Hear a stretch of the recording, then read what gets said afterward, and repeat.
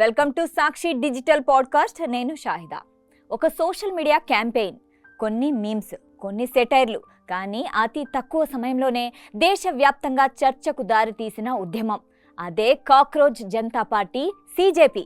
అసలు ఈ ఉద్యమం వెనుక ఉన్న వ్యక్తి ఎవరో తెలుసా? ఎలా ఒక డిజిటల్ క్యాంపెయిన్ను యువత గొంతుగా మార్చారో మీకు తెలుసా? సో ఇప్పుడే తెలుసుకుందాం.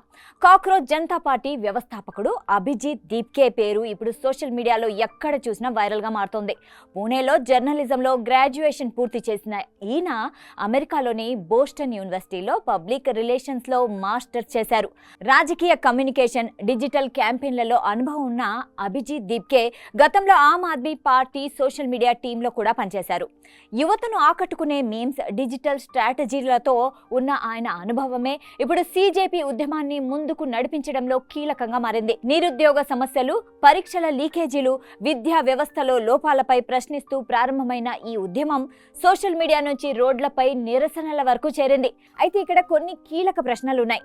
సోషల్ మీడియా ఇప్పుడు కేవలం వినోద వేదిక మాత్రమేనా, లేక ప్రజల సమస్యలకు ప్రభుత్వాల దృష్టికి తీసుకెళ్లే కొత్త ఉద్యమ వేదికగా మారుతోందా? మీమ్స్, రీల్స్ ద్వారా మొదలైన ఉద్యమాలు నిజంగా సమాజంలో మార్పు తీసుకురాగలవా? కాక్రోచ్ జనతా పార్టీ ప్రయాణం ఇప్పుడు దేశంలో కొత్త చర్చకు కారణమైంది.